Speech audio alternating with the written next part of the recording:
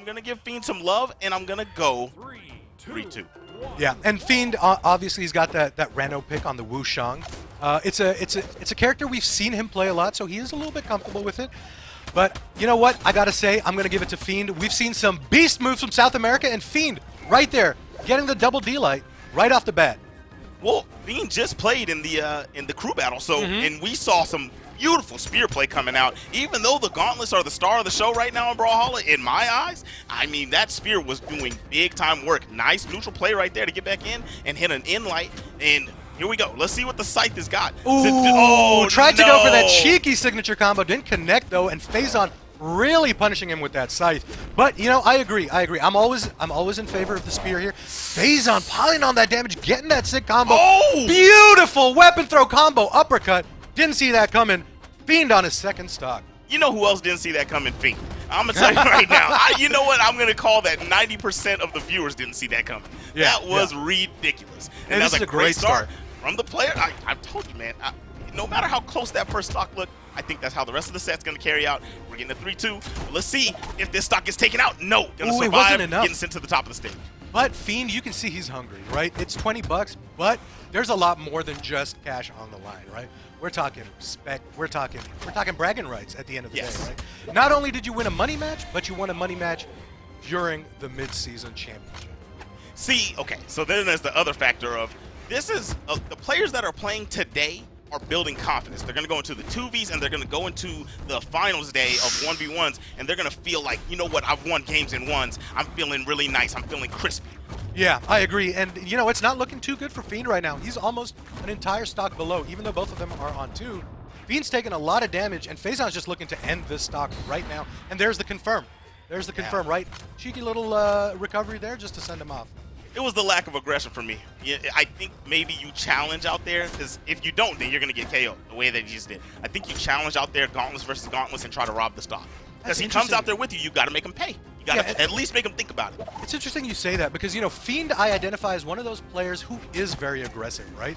But Phazon, I think, has recognized that and is kind of playing into that a little bit. He's like, listen, whatever you think about my region, I can show up. And there it is, Fiend getting those combos.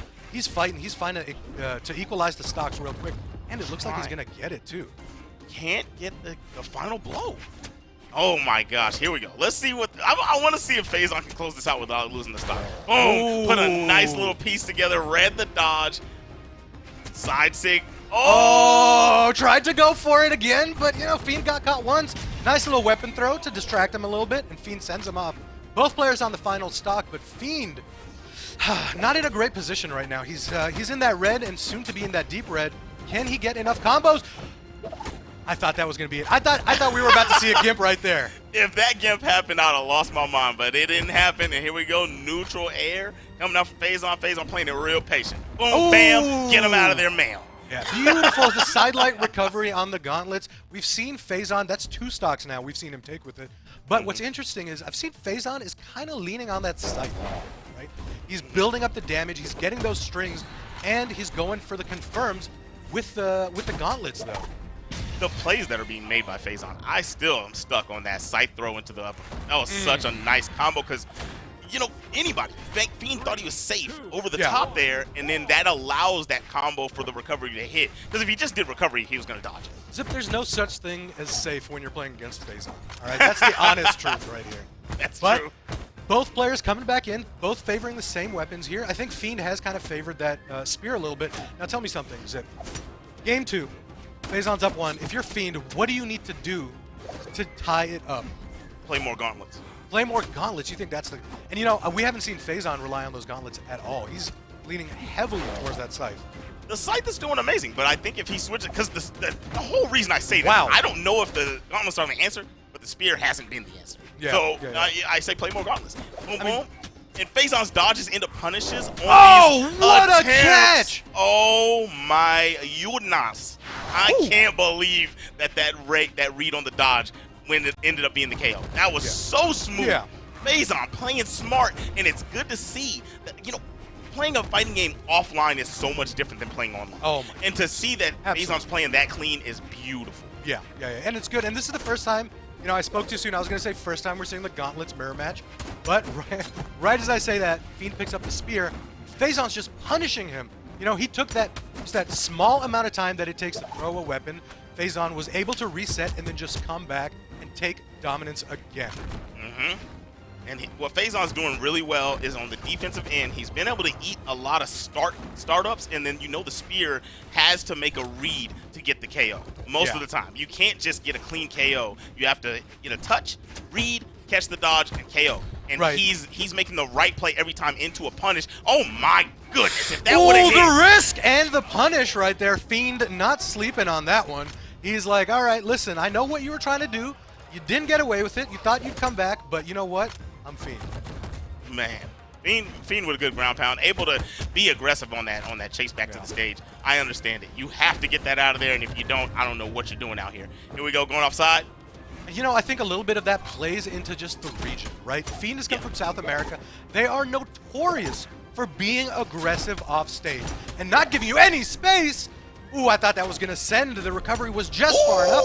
Side stick connects. The weapon throw. Wow. Oh, Fiend showing up, taking the lead for the first time. That was so nice. That was a Steve Nash pass right on the top. Caught him right in stride, going through the lane, got him out of there. Okay, here we go. We got the Gauntlets here. Fiend with an amazing second stock. That spear was looking amazing after me saying it's not the answer. So, I mean, it always comes down to don't listen to Zip. Shout out to Fiend, though. He got that Neutralite into the down sig combo on Gauntlets, which he wasn't able to get in the previous stocks. And there it was, closing out the first stock for him. But Phazon coming out with those nasty side strings. And on the return, too. He's not giving Fiend space to breathe. This has been more of the same of what Phazon's been doing with the site. It's been really, really nice. But if Fiend can get another piece together like he did, okay, we got Gauntlets. Gave him a chance to dodge, but Phazon knowing on the defensive end not to even let it rip. Weapon toss. Oh, and there it is, finally dodges. The defense from Phazon right now is just pinpoint. Ooh, didn't quite get the read on that, but you know what I think Phazon's doing really well? Okay, if we take a look. Thought that was about to be it. If we take a look, Phazon is really putting on that pressure right now. Can he? Oh, ground pound does not connect. Just a little shy. Just a little shy.